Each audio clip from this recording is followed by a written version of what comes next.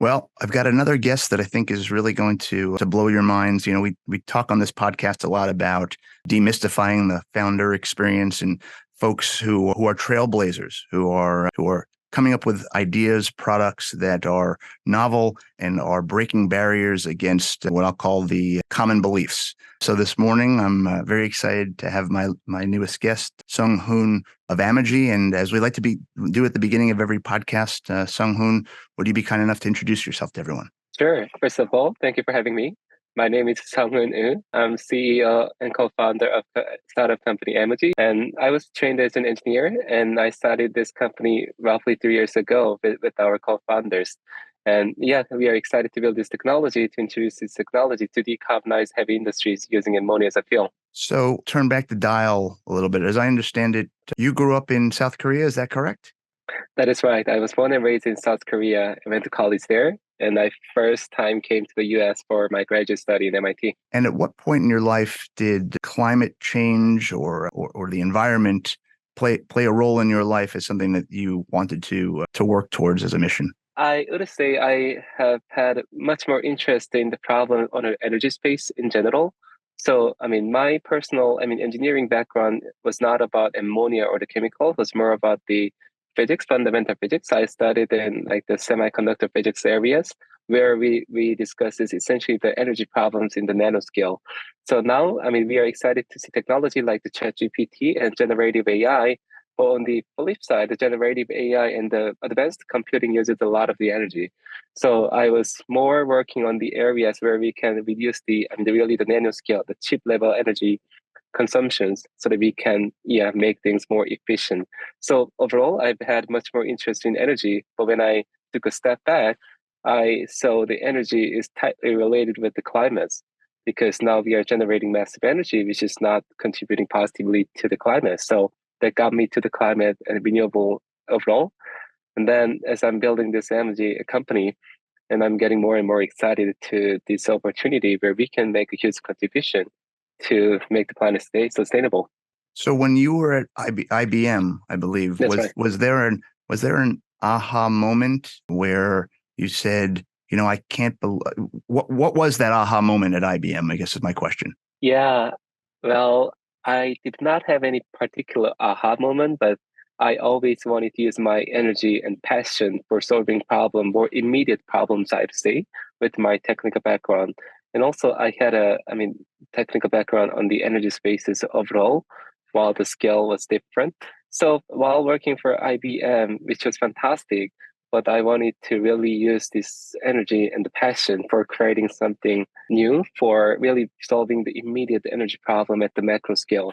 That's how I got into the idea of starting my own company. And then I looked for the co-founders essentially who can really build this company together. That really interested me to the problems of the heavy industry. So where we can solve with the ammonia as a fuel. So that's the beginning of the ideation of this technology as well as the company. But to be honest, as a first time founder, I didn't know what I was signing up for. So that Hmm. was the beginning. Okay. So can you help us paint a picture of, you were talking about large industry and the impact on energy and the environment. Can you help paint the picture of what impact large industry has on the environment? Sure. So yeah, I'm first of all, I'm really excited to see the positive progresses happening in the EV industry using the lithium-ion battery technology, which I believe is making a huge contribution for making the planet sustainable. However, lithium-ion battery cannot solve everything because if you look at the large industries such as like the shipping or the power generation, so lithium-ion battery does not have enough energy density. So we need something newer based on the chemicals and materials with the high enough energy density. And also, if you look at the problem, the shipping alone produces the same amount of the greenhouse gas coming out of the country like Germany or Japan yearly basis. And power generation accounts for roughly 20 to 25% of the global gas emissions. So if we are not solving this hard to abate and hard to decarbonize problem, it's not going to be possible to reach the net zero. So I that just, is I what, just, and I just want to yeah. make sure I heard that correct. So 20 to 25% Mhm. of carbon emissions are a Mhm. result of large industries, carbon power contribution, gener- power Power generation. generation alone. And shipping accounts for 3%. But the problem with the shipping is we are shipping more and more materials, so people expect it will be increasing to 10% in 2050 if we are not taking action today. So that's the scale of the carbon emissions we are, seeing today in the large industries, which we have to solve. And so right now, in its simplest form, large industries are moving goods back and forth. How? Just as a setup. Exactly. And also generate the electricity so that we can use the power everyday basis. Are they using coal or are they using oil now? What are they using currently? Yeah, depending on the industry and power generation, we are using still coal in some places. We are using more of the LNG type of the gases for the power generation. And yeah, for the shipping, we are, more than 80% of the fuels are heavy fuel oil, which is really the leftover fuel after all these refinings for the different types of the gasoline. So that's probably the dirtiest fuel, but that has the highest energy density, which is why it's used for the shipping. So different types of the hydrocarbons, I would say, but 100% hydrocarbon is used for the heavy industry. So here you identify this issue, and how did ammonia come as the end result of this is the product that we're going to work on? Sure. So yeah, if you look at the ammonia as a material, ammonia, first of all, does not have any carbon. It's NH3, so one nitrogen, three hydrogen. And also among the non-carbon potential fuels, ammonia actually has the highest energy density, which is absolutely critical for heavy industry. For example, ammonia even has higher energy density compared to the liquid hydrogen, while ammonia can be liquid at room temperature, but hydrogen can only be liquid at negative 250 Celsius or even lower. And ammonia, because of the ease of the transportation and storage, provides you the lowest price point.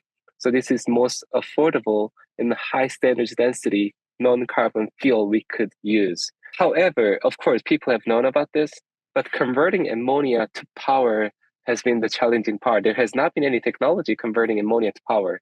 So that's the technology Amogy is providing for the first time in the market. And when you first came up with the concept of developing this technology, I would imagine there was no shortage of naysayers saying, well, it's obvious that you've got this high energy density of ammonia, but what makes you think that you can develop a technology to solve for this? Of course, and when I pitched the idea to probably more than 300 potential investors during the seed round, 99% said no, and I only got the responses back from like the 10-ish investors. For the very first round of the conversation. And of course, among them, more than half didn't like it because using ammonia as a fuel was not really well understood back then, like 3 years ago. And also ammonia has the downside as well, such as toxicity of the substance. And also it has not been used as a fuel at all. But of course, we acknowledge that, and I acknowledge the potential issues with ammonia. But if you look at ammonia, what's interesting with ammonia is we are actually using ammonia heavily in the agriculture industry as a fertilizer. The ammonia is the second most produced chemical in the world. And there are longer than 4,000 miles of the pipeline in the United States, more than 200 ports dealing with ammonia, more than 100 ammonia gas carriers on the ocean. So ammonia is into some industries are pretty well managed and handled. So when I was starting this company together with other founders, I first of all visit the areas where ammonia is heavily used. And then I soon realized that this material is pretty well handled, pretty well produced. Bringing this to the fuel side of the industry is not going to be a huge problem as long as technology is safely and reliably developed. So that's how I became confident in the beginning. However, as we were building the team and bringing the technology to the higher scale, of course, that only gave me more and more confidence. I heard you went to 300 potential investors and 10%, let's say, said yes. Yeah, I think there's a ton of value here for listeners who have a concept, who hear you're going to get no's a lot more than you're going to get yeses. But can you help us understand how you got through those no's? How the self-doubt didn't creep in so much that you stopped? Yeah, I didn't have any prior startup experiences. And also, I only had a limited number of people within my network who knows of a startup or who have gone through this journey. So the way that I decided to reach out to the potential investor was simply sending out, cold email, cold message on LinkedIn, on their websites. So of course, majority of those emails get, ignored. So, I was kind of, from the beginning, used it to get ignored. But however, as long as you are staying confident with your team and really the core idea of the technology in the very beginning, like the seed stage of the company, I mean, you get to build the resilience, you get to build the passion, then you can stay, I mean, always optimistic and positive just with one yes out of like 50 no's. So that's what I felt. And well, I mean, even if I had like the 200 more no's, on a couple of yeses made me so excited to go through the next steps. So that's how I got to find the first three investors for the seed round. And so you talk about building the team, which when you have conviction yourself is one thing, but then getting that conviction and convincing others to have that same conviction, I would imagine that creates its own obstacles when you're trying to hire people. So how did you handle that? Yeah, that's a really good question. And the way that I handle, I mean, when founding the founding team as well as bringing in the initial employees is really showing your conviction more than 100%. So spending time together because, I mean, for example, our founders, the other founders were working for a pretty stable company in South Korea. So I was the only one based in the US wanting to start a company, but to really bring them here to completely change their career trajectory and life journey, you really, first of all, yourself have to be more than 100% dedicated. Spending 24/7, I mean, all the time for the company is really the baseline. And then you have to continuously share your conviction to the idea and the startup and how this can really change the world. And that was the several rounds of the conversations that I went through with our founder as well as to all the employees, more than several months. And during the time, of course, you will make the progresses as you are staying really committed to the journey. So that can change people's mind. So yeah, that's how we built the team initially. And for some of the early employees, I mean, employees, they said no multiple times, but we stay committed to those people, given their potential. And some of the people joined the company after going through the interview for about a year. So that's how we built the team. So if I was at a dinner party and someone asked me about you and your company, this person that I interviewed, I would say, the mission is to decarbonize large transportation. That's right. Is that a fair assessment? Yeah, large industry as a whole, but I would say large transportation, large industry. That's right. Yeah. So can you help understand where you started with the technology? Sure. So initially, as I was navigating, I mean, the potential technology for decarbonizing like large industry as a whole, let's say. So I connected with our co-founders who built the company together with. And I personally did not have prior exposure to ammonia or energy, but I had only interest. But one of the co-founder was particularly working, our CTO, currently young, he was working on the ammonia and methanol hydrogen in particular. So he got me to the world of ammonia.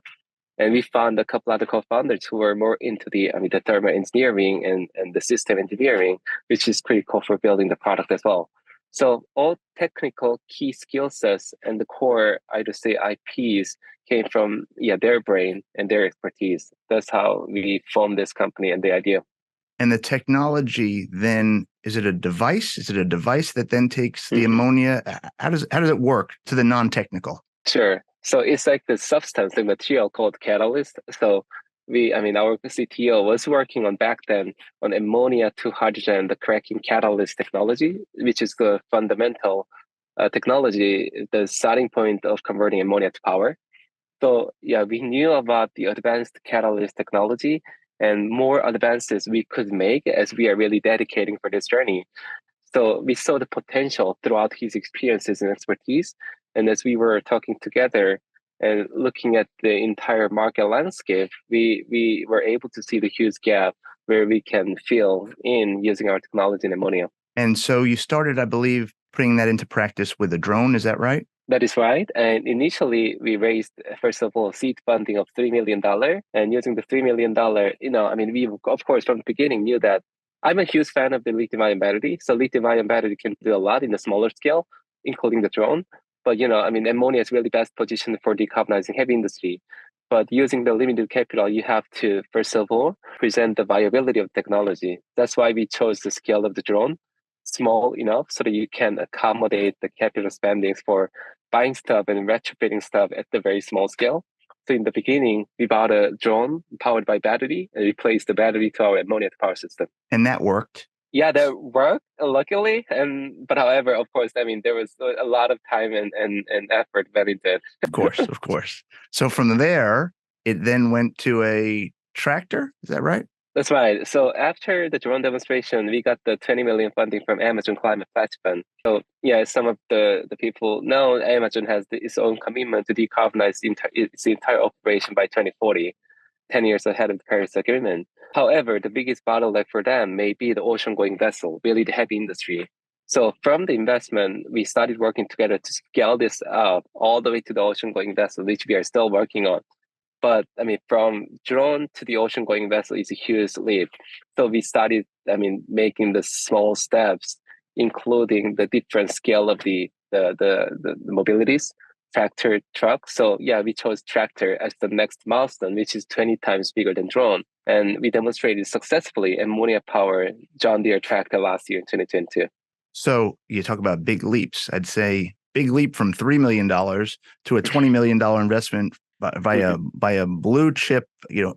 Everyone's heard of Amazon. I'd love to hear, how did that come about? Yeah, I mean, there was a long story behind that because even from the seed round, I mean, I got connected with somebody in Amazon and I kept them continuously, I mean, updated on our technology progresses. I mean, to be honest, I mean, the person that I initially engaged with from Amazon side didn't really care much because, I mean, the company was too small and technology was not really existing. In fact, but I gave the updates every month. I mean, there was no responses coming at all. But as we were actually making the drone work, and what I figured that they were actually watching the progress of the company, and the progress of the company was remarkable enough to have them more excited about even the investment opportunity. From the achievement of drone, the conversation got the momentum, and they started bringing their investment folks, and also we started engaging more. So that got us the additional investment from Amazon. I would say so. Keeping the, I mean, giving the expectation and overachieving the expectation has been really effective for them. And I say kudos to you for here you were, emailing into a black box, if you will, without any Yeah. response. Many people would have just stopped after one or two, but you didn't. You kept on providing those updates, and then they were listening. They just weren't letting you know that they were listening. Yeah, that was what I figured, which is quite helpful. And to be honest, I'm still doing it. I mean, I know that the key investors or partners that I want to work together with. And of course, the Amogy today has made large progress compared to like the seed round. We've raised 200 billion. We are like building technology. We are getting to commercial scale. But from really the large commercial, like the operating companies, like the Maersk of the world and MSC of the world, we are still very small and only 3 years old startup. So we are staying humble. We are trying. I mean, humility is the number one value of the company as well, so that we are continuously knocking the door, which will, at some point, get us bigger opportunity. So there's a story there that I heard that I'd love for you to share. After the tractor, it then went to the tugboat. Is that right? No, after the tractor, we actually went to the semi truck, like the tractor trailer. So after tractor, I mean, that 20x scale up within like 7 to 8 months attracted more investors, including Saudi Aramco Energy Ventures and SK, South Korean conglomerate based in South Korea. So they, I mean, collectively invested together with the existing investor like Amazon, 45 million. So using the 45 million, we started scaling up even further. So earlier this year, in January, we demonstrated the next version of our technology, 300 kilowatt scale. I mean, Freightliner Cascadia, the largest ground vehicle we can see on the ground. So we retrofit that to ammonia powered Freightliner Cascadia, which can still carry stuff. I mean, the 500 miles and 10 hours of the operation, but only with the 5 minutes of the refueling because now you're using ammonia and it doesn't generate emission. That's what we demonstrated using our technology. And that tugboat had an interesting story behind it, didn't it? It was used in some way of transporting dirty fuel at some point in the past. Isn't that right? That's right. I mean, as we were accomplishing that, I mean, tractor trailer, semi truck, then we started working on the tugboat. So tugboat is really the final, the demonstration we called prototype because now we are commercializing technology in the actual commercial maritime shipping. So for this tugboat project, which we are heavily working on today as we speak, we bought the tugboat last year and summer 2022. And that at 70 years old, I mean, 1957 tug that used to push the petroleum along the Hudson River. So petroleum and oil and gases for its first 50, 60 years. And then it was used for ice breaking, actually. So breaking the ice in the winter. So icebreaker vessel. Interestingly, I mean, there was no ice for the last 5 years in the Hudson River because of the global warming we are actually seeing today. So the vessel became essentially useless from the owner's perspective. So it came out to the market. We saw the opportunity. So we are now converting it to be the very first ammonia powered vessel. Wow. Talk about full circle. You had mentioned the big operators, and I imagine much of your challenge is cultural in the sense of you're changing behaviors of an industry. So how are you handling that? How are you countering that? Yeah, that's a really good point because being a startup is sometimes, I mean, cool in many contexts, but being a startup is not necessarily cool in like the industry like the shipping because you don't have track record, you don't have the prior products. You really have to change the behavior of customers with the new technology people never heard about. So I mean, really from our side, continuous engagement with customer, giving the updates on technology and the commercial over time for the long period is essential. It's critical to really have their mind. And second, what is helping us is, I mean, at least within the shipping industry and within the network and the customers that we are engaging with, they really recognize significant problem of the industry in terms of the carbon emission. And the recognition of the carbon emission issues are translated into the policies and regulations that are coming to the European shipping and the international shipping in the next few years. So there are, awarenesses being rapidly built in the industry as a whole. So they are becoming ready to change their behavior. But if you look at the, EV industry, so we have already changed the behavior where you essentially have to plug the cord and recharge every night, which was not the case at all. But that really helped the other industry to become ready for changing their behavior, everyday lives, which is absolutely critical. Yeah. What is the investment that needs to be made by these large shipping companies, as an example, to change that behavior? I imagine there's a lot of retrofitting that has to take place, or is there not a big hurdle to that? Of course, from a company like ours, we have to provide technology which requires the least amount of the changes in terms of behavior. But from the customer, I think the company like Maersk is already investing a lot on changing the behavior and changing the whole industry as an industry leader, where they, I think for the first time, adopted green methanol-based container ship like last month, which requires probably more frequent refueling because, those fuels have less energy density compared to the heavy fuel oil. So more refueling and more retrofitting to accommodate the new type of the engines. But they are already doing it to some extent.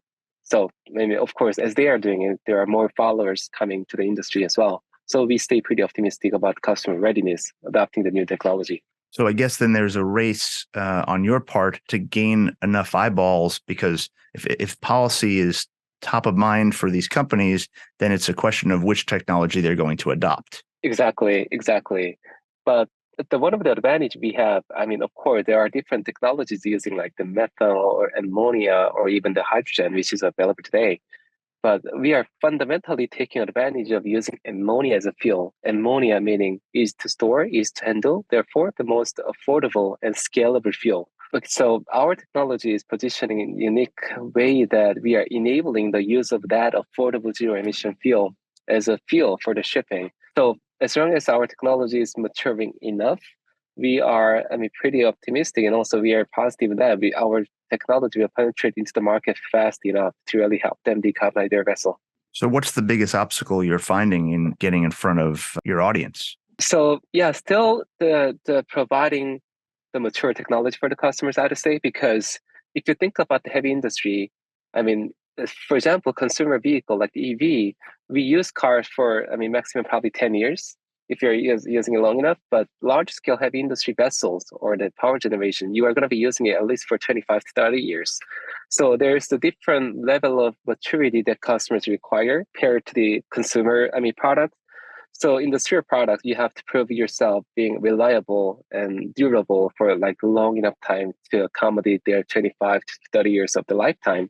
So that is the technical maturity that we are we are still providing to some extent, but we have to continue to provide so that customers feel really comfort. Again, as a startup, the company is only 3 years old. So we are trying to come up with a creative way to provide comfort to the customer on that. But there's at least one customer, correct me if I'm wrong, who is comfortable enough that you've received some orders. Isn't that right? Yeah, we got the pre-order actually from 2 customers, and we are expecting to see more pre-orders coming to the company in the next few months as well. So yeah, I mean, there are customers who are willing to become one of the first mover. Really, I mean, yes, staying by side of the company, revolutionizing this industry together as a team. So we see more companies coming to that journey.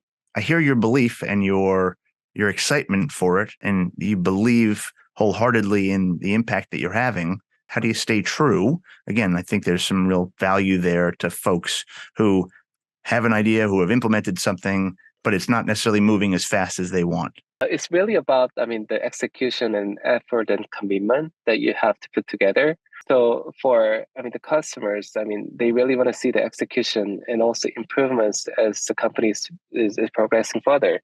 So staying them engaged, staying them really informed well enough about our progress as we are making daily basis, that is critical to really unlock the customer pool. And from, founder side or the company side, the startup side, it's hard because we are building technology as we learn. And also, this is really hardware technology we are building, but having the right people in the organization will help you a lot. Having the right people with sharing the same vision and the same commitment to this potential of changing the world is going to make things work. Yeah. Could you share something that happened along the way? Give us a little look under the hood of something that you experienced, an obstacle that you experienced along the way, perhaps even with the technology or with the investment, and how you overcame that? Because I feel like that would be a really interesting perspective. Yeah, there has been a lot of examples, but probably going back all the way to the drone. I mean, when we first got the funding, seed funding, we got the funding in in the way that, I mean, you have to hit the milestone so that you can unlock the full funding. So, I mean, of course, we were confident to demonstrate the drone, but our first trial, where we spent like the 2 days outside in the field, was complete failure. So we were not able to make it work. And the company didn't have money at the end of the day. So we were essentially relying on, the very limited, the credit card balance that we were able to use for the following 2 weeks or so. And to be honest, the other co-founders as well as the employees were pretty skeptical that we could make it work. But, as a leader of the organization, you have to stay optimistic. You have to stay positive. You have to bring the positivity to everybody so that people can really go above and beyond and make it work. We spent probably 2 weeks, which could have been the last 2 weeks of the company, to make things work. And whose credit card? That was, the company had a very small, limited credit line of a few, $1,000 or so, but that was the last miles that the credit card gave us. But wow. Yeah, using that, we made it work. Like overcoming the hurdle really strengthened the core team. So there are many other similar examples as we were building the technology. So, but any others that come to mind? It's been, the same. The tractor and tractor, we brought it to a farm, essentially, to demonstrate that we can use the ammonia, which is used at the farm as a fuel. But we never tried it at really the living customer environment, as the commercial environment. We only test in the lab, pretty protected environment. When we first brought it to a farm with all these machineries running, we were not comfortable. We were not convinced enough that we can make it work. But luckily, again, putting hours and hours, 24/7 to really make that work, really made it work. And it was beautiful at the end of the day because it was really working just fine with all the other living environment in the commercial settings as part of the industry. That also gave us the comfort and confidence that we can make the work as a product down the way. So yeah, that's a couple of examples I wanted to share. And so when you started the company, it was you in the US and a number of founders that were in South Korea. Yeah, 3 others in South Korea. So it was 4 of you in total. And just for the audience, how many folks are you now? Oh, we are 187 roughly. Yeah.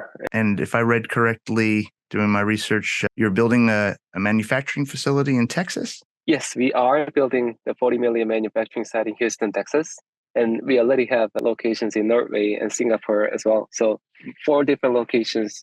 And the manufacturing is certainly exciting because that is really initial, starting our commercial journey as a commercial company. And was that created before those pre-orders or after those pre-orders? before the pre-orders. So, I mean, as a hardware startup company, one of the most difficult things that you have to encounter is, execution takes time, relatively longer compared to the software company, because now you have to deal with the permitting, you have to deal with the supply chain, actual hardware build out, which could take like 7 months or about a year for this type of the facility build out. That means you have to manage the risk coming together with that.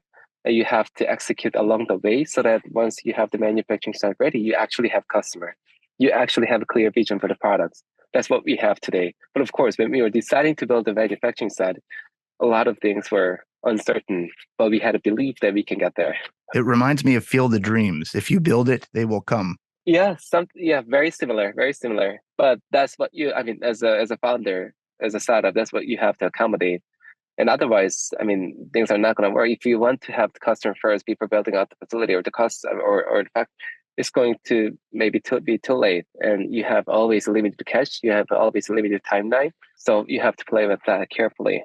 But again, I'd say, I'd credit a lot to our people, because once you have the right people sharing that vision and sharing that, the next journey of the company, you can make things work. Yeah. I imagine you'd agree that there's a level of risk taking involved in being in your role. So I'm curious to hear, is that something that was innate? Were you always a risk taker? I would describe myself. Of course, this is to some extent risk taking, but I like the more dynamic environment.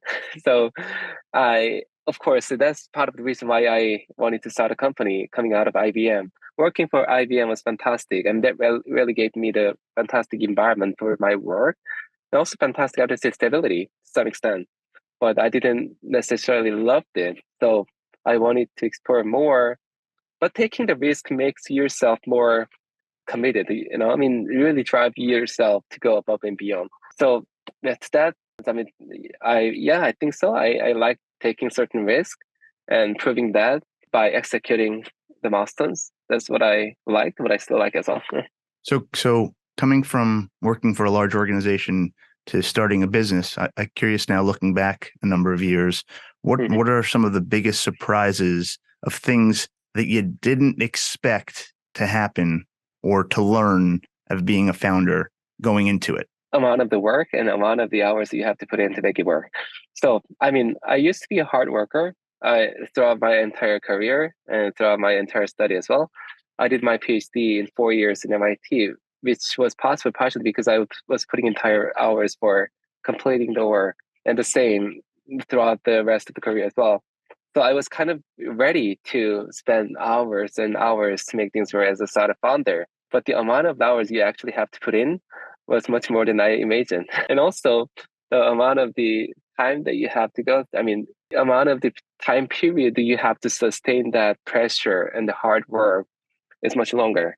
But of course, if you're excited enough at your mission and what you're building, you can get through it. So what mistakes are you happy were made early that you really learned from in this experience? That's a good question. I learned the most from the people. So at the end of the day, startup is really, making things work comes down to the people. As long as you have the right people, you can always, make things work and move forward. But in early on, I again was never sitting on this side of company. I was always sitting on the other side of company. So finding the right people, making them committed to the mission, or if we find the people, that you brought to the company are not a good fit, then you have to move on. So there were a lot of mistakes in the beginning in terms of finding the right people, or sometimes moving on from the people that may not be a fit for the company's culture. And we made a lot of mistakes there, but that learning was quickly adopted across the board. So now we are much better at really defining the right people and also bringing them to the core of the business and also giving them an opportunity so that we all can grow together. So people experience was the most valuable kind of the mistakes that we had a few in the beginning, but we learned a lot from that. Good advice. As I'm watching the clock, I'd like to just give you the opportunity to just talk about something that either you think we missed or is important for the audience based upon your experiences or about the company. So I'd just like to, as I always like to do, give you the platform to speak. Appreciate the opportunity. So yeah, I mean, looking at the last 20 years, I believe the last 20 years were all about the digital and adopting AI, and software was really the core of the business globally. But looking at the next 20 to 30 years, I strongly believe the decarbonization is going to be the biggest agenda across the businesses, across the global countries, across the opportunities. So I'd like to welcome everybody, I mean, whoever interested in this new industry, like the decarbonization as a whole, to be part of it, because this is where the opportunity is. This is where people can feel the growth, not just professional and also the personal growth, and also together solve one of the most important problems of the generation. So I wanted to share that, and I wanted to see more people coming to the climate technology and green energy technology industries as a whole. Seonghoon, thank you so much for taking the time to speak with us and to share the journey so far. And I'm really excited to see when we talk again in a year or 2 years where this has taken you. And I'm just really wish you success, and you and your founders and the 186 people, all the best in the world, and continued success on your journey. Appreciate the opportunity, and Amogy is going to progress more, and hopefully we can make the better, I mean, more positive impact to the world. So thank you again for the opportunity. Looking forward to the next conversation. Thank you.